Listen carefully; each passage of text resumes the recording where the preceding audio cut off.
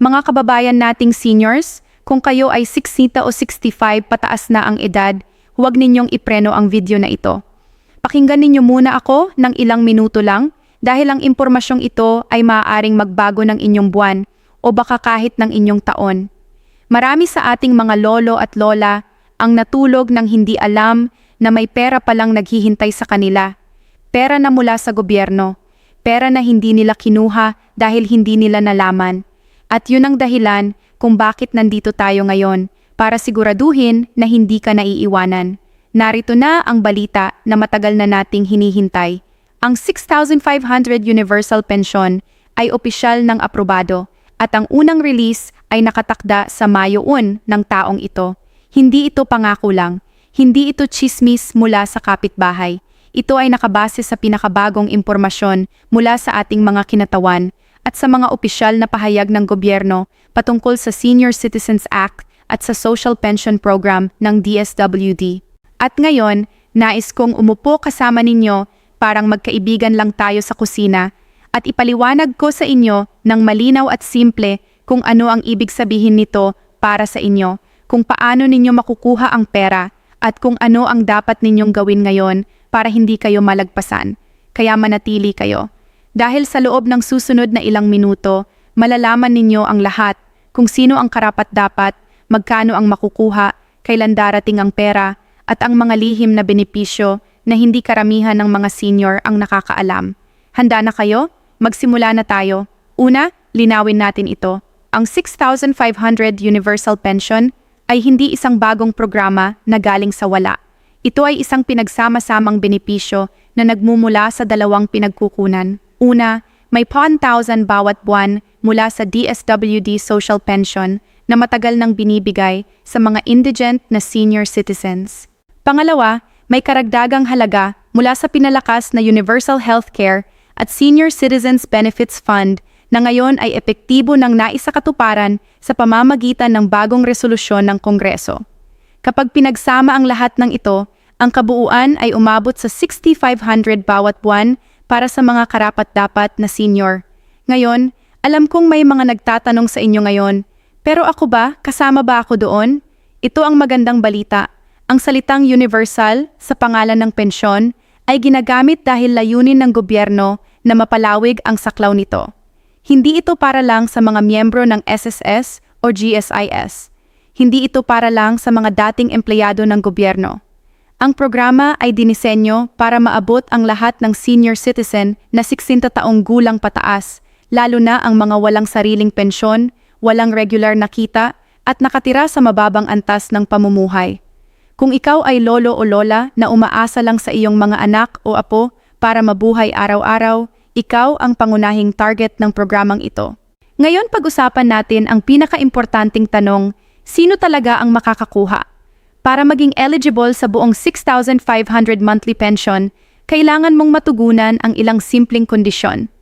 Kailangan mong may hawak na valid Senior Citizen ID o OSCA ID, kailangan mong nakarehistro sa inyong lokal na OSCA o Office for Senior Citizens Affairs, at kailangan mong mapatunayan ang inyong katayuan bilang isang indigent senior o isang senior na walang ibang pinagkukunan ng regular na kita.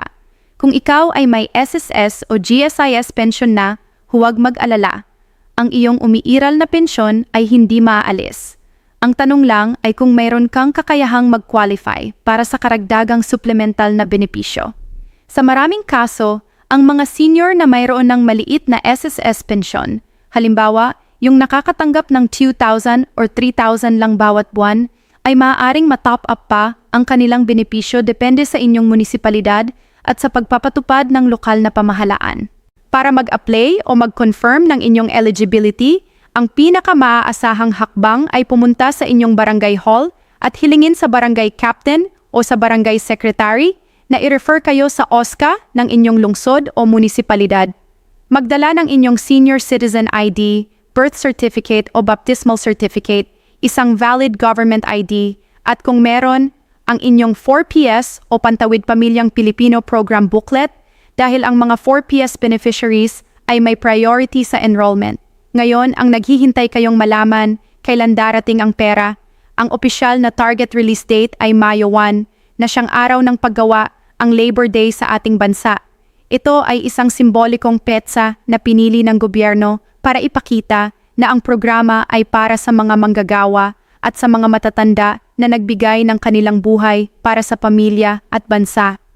Ang paraan ng paghahatid ng pera ay magkakaiba depende sa inyong lokasyon at sa sistema ng inyong lokal na pamahalaan.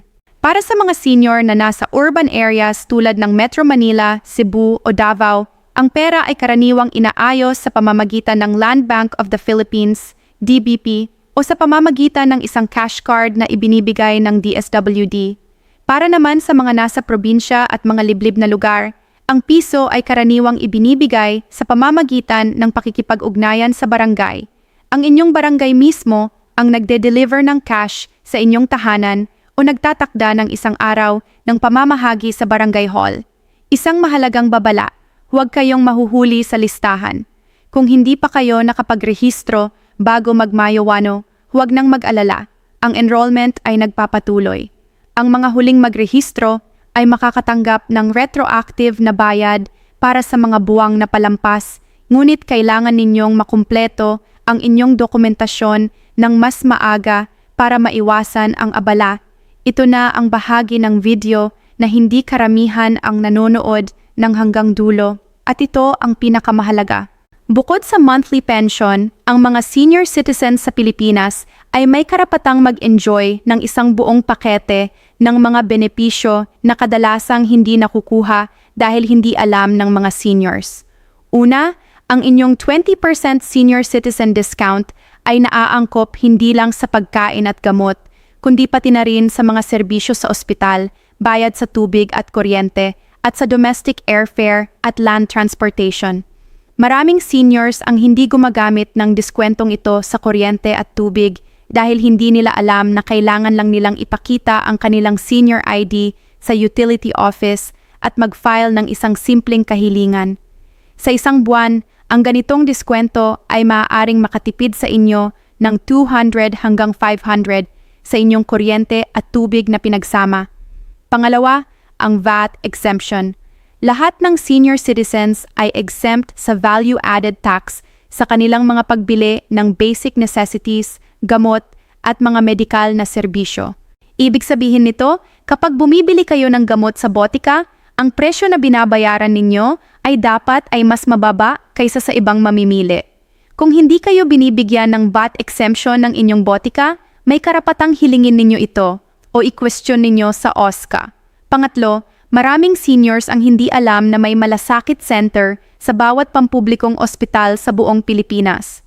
Ang malasakit center ay isang one-stop shop kung saan makakakuha kayo ng libreng gamot, libreng ospitalidad at iba pang tulong mula sa PhilHealth, PCSO at DSWD, lahat sa iisang lugar nang hindi na kailangang lumakad-lakad pa sa iba't ibang opisina.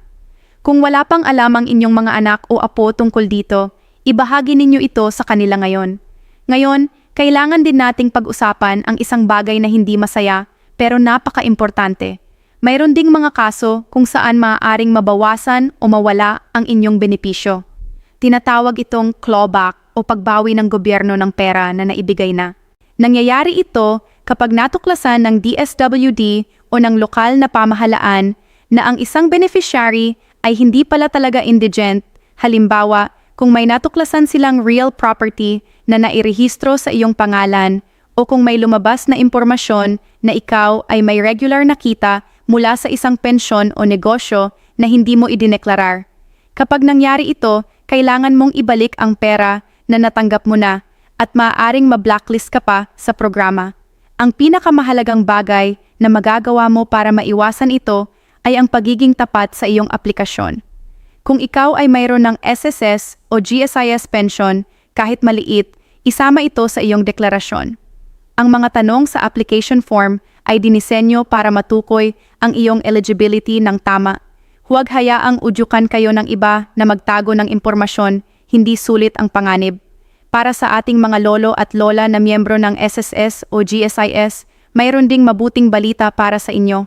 Ang mga miyembro ng SSS na umabot na sa edad na 60 ay maaari nang mag-file ng retirement claim kahit na may patuloy na contributing employer pa rin sila. Ang tiered pension scheme ng SSS ay nag-aalok ng mas mataas na benepisyo sa mga nag-contribute ng mas matagal, kaya kung hindi pa kayo nag-file, huwag nang mag-atubili pa. Para sa mga miyembro ng GSIS na retirado na, mayroon ding bagong survivorship benefit updates na epektibo na ngayong taon. Ang mga byuda at byudo ng GSIS pensioners ay may karapatang makatanggap ng 50% ng pensyon ng kanilang asawa bawat buwan habang buhay. Basta't hindi sila nag-remarry. Maraming byuda ang hindi nag-file nito dahil hindi nila alam na may karapatan sila. Kung kilala ninyo ang isang byuda ng dating government employee, sabihin sa kanya na pumunta sa pinakamalapit na GSIS office at mag-inquire tungkol sa survivorship benefit.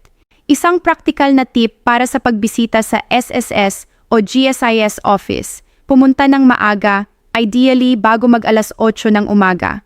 Magdala ng 2 o 3 kopya ng bawat dokumento dahil madalas na hinahayaang malaman mo lang ng agent na kulang ang kopya mo pagkatapos mong makapila ng matagal. At kung mayroon kayong anak o apo na makakatulong, dalhin ninyo sila.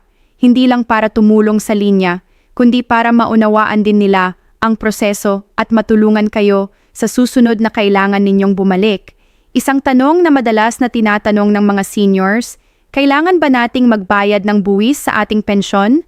Ang magandang balita ay ang mga pension income ng mga senior citizens sa Pilipinas, kasama ang SSS at GSIS pension, ay exempt sa income tax sa ilalim ng NIRC or National Internal Revenue Code. Gayun din, ang social pension na ibibigay ng DSWD ay hindi rin subject sa anumang tax. Ngunit kung mayroon kayong karagdagang kita, halimbawa, mula sa pagpapaupa ng lupa o bahay, mula sa isang maliit na negosyo, o mula sa dividends, ang mga iyon ay maaaring subject pa rin sa tax. Para dito, ang pinakamatalinong hakbang ay kumonsulta sa inyong lokal na Revenue District Office ng BIR para malaman ang inyong full tax obligations. Mas mainam na magtanong kaysa masorpresa sa huli. Para naman sa payout strategy, paano ninyo mapapalaki ang halaga ng inyong monthly pension? Isang simpleng tip ang malaki ang maitutulong. Kung mayroon kayong SSS pension na dumarating bawat buwan, subukang itago ang unang 2 linggo ng bawat buwan para sa pinakamahalagang gastusin, gamot, pagkain at utility bills. Ang natirang kalahati, kahit maliit lang, ay subukang ilagay sa isang savings account sa Land Bank o DBP na may mga espesyal na senior citizen savings account na may mas mataas na interest rate at walang maintaining balance. Mga mahal naming seniors, narito na ang buod ng lahat ng ating napag-usapan. Ang 6,500 universal pension ay naghihintay sa inyong mga kamay, ngunit kailangan ninyong kumilos. Pumunta sa inyong barangay hall ngayon mismo o bukas ng umaga at tanungin kung nakarehistro na kayo sa OSCA at sa DSWD Social Pension List. Dalhin ang inyong senior citizen ID at isang valid ID. Huwag hayaang malagpasan kayo ng Mayo 1 release nang walang pangalan sa listahan. Ibahagi ang video na ito sa inyong mga kaibigan, sa inyong mga kapitbahay na lolo at lola, at sa inyong grupo sa simbahan. Marami sa kanila ay hindi pa nakakaalam. At tandaan, ang inyong mga taon ng pagtatrabaho, pag-aalaga sa pamilya, at pagbibigay sa komunidad ay may katumbas na dignidad na dapat ninyong matanggap mula sa bansa ninyong mahal. Kayo ay hindi lang mga senior, kayo ang pundasyon ng ating lipunan, at kayong lahat ay karapat-dapat. Hanggang sa muli, ingatan po ninyo ang inyong kalusugan at ang inyong puso. Salamat sa pakikinig!